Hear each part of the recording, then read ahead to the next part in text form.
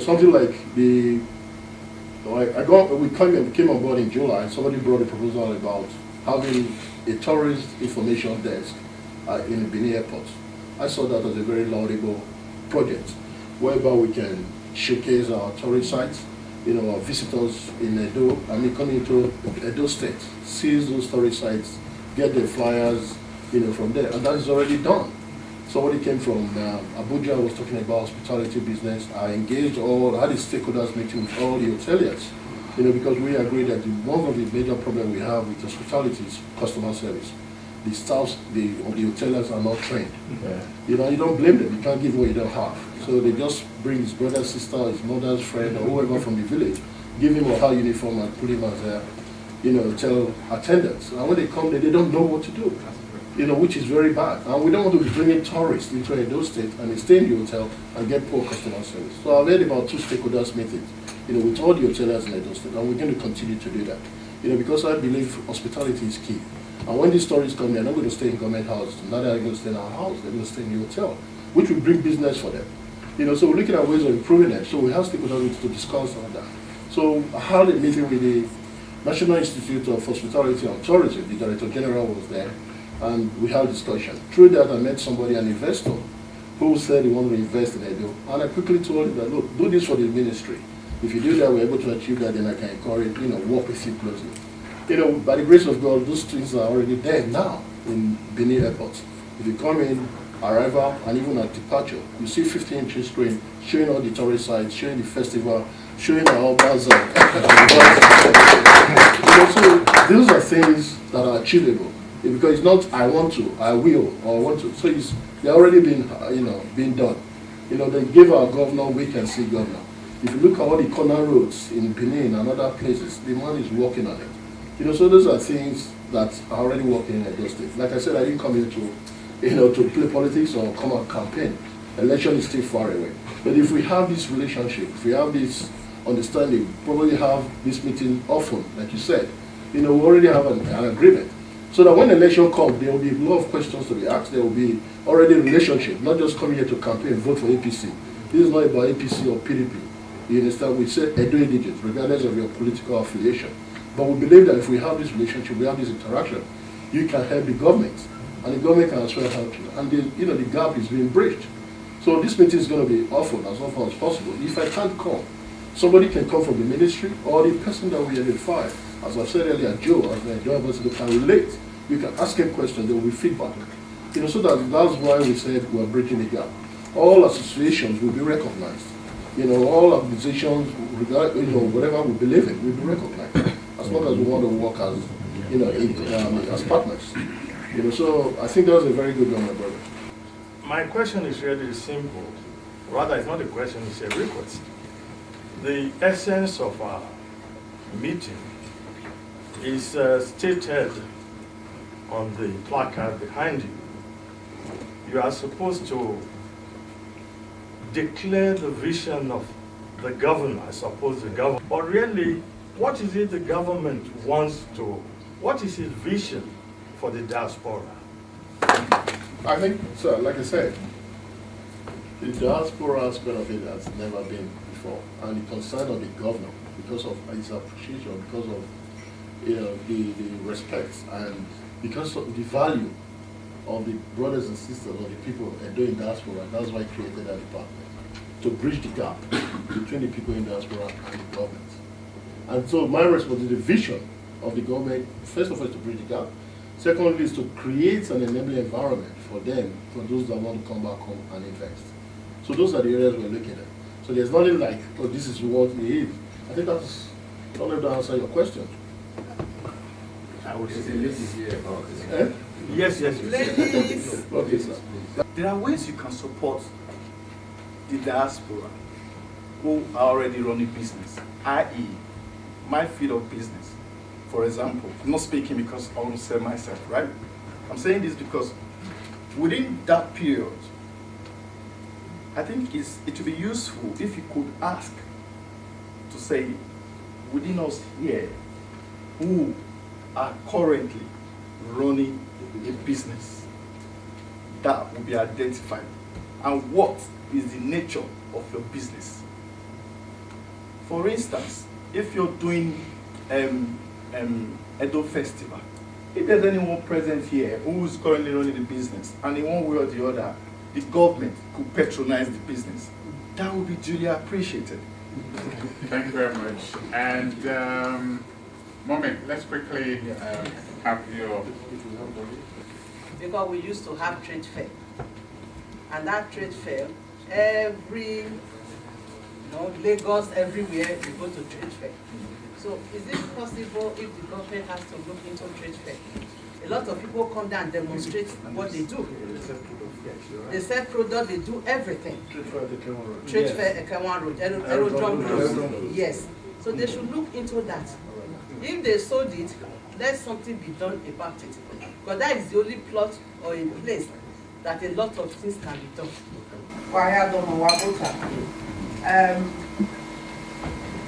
I look at the spread behind you and it tells me that you are the liaison, sort of, the bridge between cultural tourism and diaspora affairs. That means you have a very, very huge task before you, and I actually empathize with that. Thank you. But suffice it to say, perhaps because I am a doctor and specifically obstetrician and gynecologist, and I'm really passionate about our women, plus I happen to be the current president of the University of Benin alumni. So for me, there's this overlap that I see we are deficient in. I have happened to have toured Europe as well, and I've seen a lot of Ihuima, our children, male and female. I mean, we are talking of those in diaspora and the only university in Nigeria or those states, as the case may be, those who want to go and invest there. For everything I say in Benin, I will translate for those who are not Benin. But what of those group of people, those boys and girls, those women who are disenfranchised right now in the diaspora? Because some of them did not quite know what they were going into. Some of them knew, but because of the adverse conditions where they were from, went into those things. And some of them, there was just not proper advice, which brings me back to my primary constituency again, which is education, partly, apart from being a doctor. What are we doing to truly educate those people in the mass, those women in the market, who think that if I send my daughter to Italy, it becomes the opening of doors and El Dorado opens? Are we going to bring education? And when I say education, I'm not talking of certificate education. I am talking of reorientating the minds of our people, a paradigm shift. Are we going to go into the market and say, giving us webo? Are we going to bring this education from the highfalutin citadels down to the people? Because the true education of the mind is what is going to change the osmosis that is driving our youths away from where they are. I don't feel sit down in hotels, I go to conferences and we do all these posh safari things. When we truly know in our hearts what the solution is.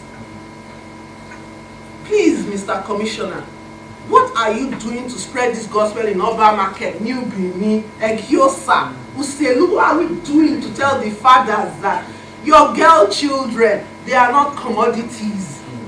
Since when did the Benin, a very proud tribe, become like this? My own grandmother was with Oba in Calabar. My father raised me to be proud and to know where I am from. Why can we not? If that man could tell me that every day, and it has stuck up until now, it means that there is a vital part of our education as a people that we are beginning to neglect. Please, Mr. Commissioner, tell us how we can bridge this gap.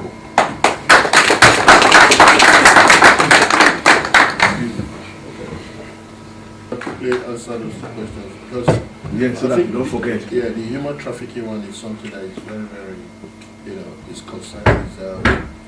Is huge, is strong, and I'm glad, because the reason I wanted to talk about it, last week here, the government saw His Excellency Godwin Osaze Obaseki, the Commissioner for Justice, the Attorney General, Professor Yinka, Morebe, and the Commissioner for Women Affairs, Mrs. Madeleine. We're in Italy, to address the Italian Parliament of the measures that the government of Edo State have taken. This is not just mental, it is really painful, especially when you see on social media the way our brothers and sisters are being treated. It's circulated, the concern is huge. And the task force has been set up in Edo State to arrest the perpetrators of this act, the trolleys, the people carrying these girls and boys to Libya. There's a huge penalty for it. My sister, I'm sure you'll be glad to know that. This is not just talk. They are acting, and people have been arrested, and they are being sent to jail, to reduce that. And the education you talk about, yes, jingles are being, played from time to time on local radio and television, discouraging our parents, telling them it is not, business as usual, it is not a profitable journey or venture, to encourage your daughters or your sons to embark on that journey. Immediately as resume office, immediately the people here in diaspora, a lot of people have run to me with huge sack of money to say, bros, come and take me to abroad. It's not painful. Yeah. Do you understand? I said, no. I lived abroad for 15 years. I lived in UK for 15 years. By the grace of God, I'm a citizen of the UK. So I decided to go back home because I wanted to go back home. And thank God it's paid off. It was a huge sacrifice for the past 5 years. Not that I just got back and I was made a commissioner. You understand? It was determination and persistence and all that that brought me here today. And I'm glad. So I can tell the story. So when I tell people come back home, it's not just come back home and invest or waste your time or life. It's huge sacrifice and determination on my part. So I tell them and I kind of educate them. There's no place like home. I know it's difficult, because they will say, oh, because you're just lucky. It's not lucky. It was hard work, persistence, and God as well. So I'm in a better position to really educate them. So they said, we can just keep on doing that. If the government is not concerned, it will not take his own, the 3 commissioners, chief of staff to go to the Italian Parliament. Were in Nigeria, Edo State, about 2 months ago.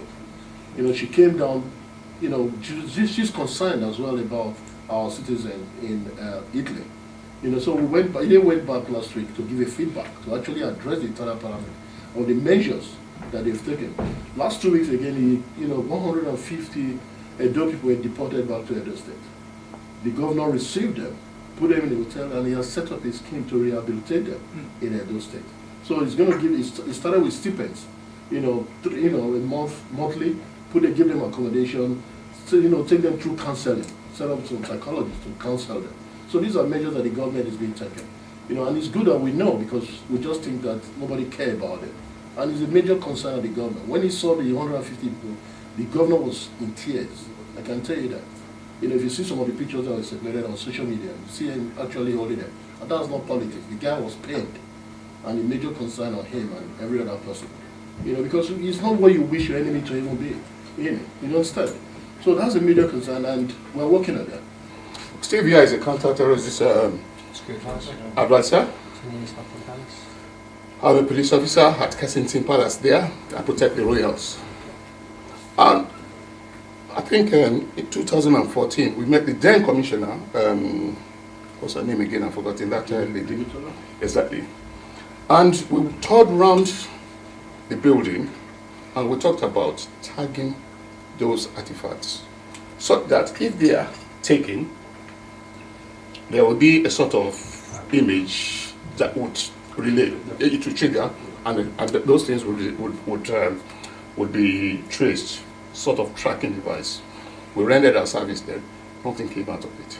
Some of us here are prepared to work with the people back home. The issue we want back home is that you are here now talking to us, sir. If we come back home now to say we want to see you, say we want to see you. We will fill application form, it will not get to you. And if it get to you, you are very busy. And we will wait for 7-8 hours, and they will now come and tell us, tomorrow you come. Commissioner is very busy now. And some of us here who have already know how things are done properly. And because of our short time in Benin, we don't have the opportunity of coming back to you. Because when we are there, we schedule our time. A lot is being done. If you go back home now, the museum is being renovated. The governor himself, personally funded that. The museum, and Captain Osa contributed, to the renovation of the Benin Museum. It's so beautiful, and those artifacts are well protected now as I speak to you. It's not just talk. There are a lot of activities are part of our roadmap. Like I said, equipment objectives, long mid-term and the long term. The Benin modes are going to be beautified. As part of that, I have a meeting with UNESCO because the modes of Benin, are UNESCO heritage sites. Yes, I've had a meeting with them. I've discussed with them. They've told me what to do and how to write them on the preparation, the historical value, a lot that they asked me to write, and I've presented that as well, so that UNESCO can actually come and fund the beautification of those mods. So those things are in plan as well. So then the commissioner busy schedule, yes, it is not business as usual, sir. Before now, to see a commissioner is difficult, and I'm sure times have changed. The governor, he drew our ears and told us, look, everybody should come down from their houses. If you come to Edo State, even to see the governor, now if you come, write a letter to him, within 1 week you will see the governor. You come to the commissioner's office, unless I'm not there, you don't book appointment. Anybody that is in the waiting room sees me, and I make sure I see everybody before I leave the office. If I have to reschedule a meeting because of time, we will do that. And the same thing with other commissioners. So it's not, it take you years and all that. We are pretty friendly, and everybody, all of us are young people, so it's different. So it's not, come stay 3 hours because you're a commissioner. No, I'll come down and see you. So it's different, sir. So anybody want to come or you want to see a commissioner, I'll give you my number today, and I have only one number. Unless I'm in a meeting, I pick my calls without no numbers. So I'll just tell you I'm in a meeting. And if I don't want to speak to you because you're bothering me, I'll tell you off as well. So I pick my numbers, I pick my call. So that's different, yeah? So we'll just take 2 more questions. Just an observation. Okay, sir. Just an observation. Thank you, sir. On the artifacts, I've not had the opportunity to speak and advise on tourism. Yes, sir. Yes, sir. The way you do that, I can channel that through he told you. Okay. Yes, you look at Ekiti State and what they are doing there. Yes, I just returned from that place. I'm advising Ekiti State on that, on sustainable tourism, how you use architecture to support that. But when I listen to some of your interview, what really pleased me about this, what you are doing, which no government has ever done, which no government in Nigeria has ever done, which is embedding whatever solutions you are providing into the community. So what that does is that it enables, that is how the concept of sustainable development came about. How will this project continue beyond the technical assistance, that was put in place?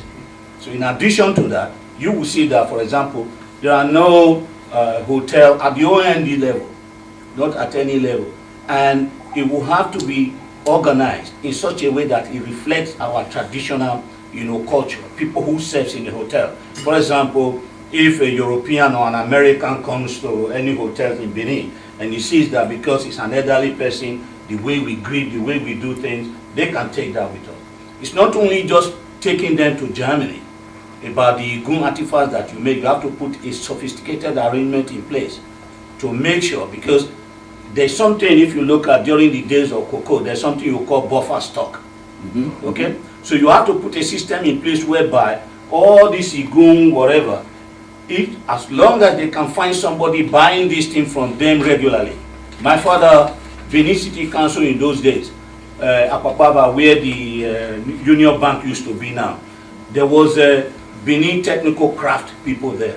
Everything they produce is bought by the state, who has whatever and sells it on at their own pace. The same thing with agriculture. The other thing I want to say to everybody here, that initiative is excellent, but I would like to go to every Edo person here, as we are sitting here, see one of these wonderful brooms there. There's no better way of marketing that. Everyone now, they're dancing to home movies. They are dancing to, this Nigerian music. And why? You yourself, you stayed there 15 years. You know, there was a time in this country you couldn't even play those music, anybody listened to them. The only reason why it becomes so popular is because they saw us loving it, dancing it. We take our friends to go and listen to this. Final analogy to this, when I went to Lagos last time I was coming, we had everybody sitting waiting to board in the restaurant there. There was this Dutch man who was looking at how this man was eating isiewu, the way he was enjoying it. You know, so he now went to order. So the guy said, no, you can't eat this thing, it's too hot.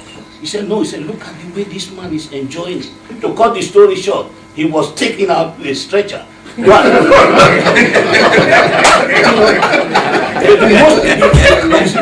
important thing here, the message here is, he looked at the way that man was enjoying the ishiwo. The man was enjoying it. Imagine if the man was eating it as if, well, I have no choice. He will move away from it.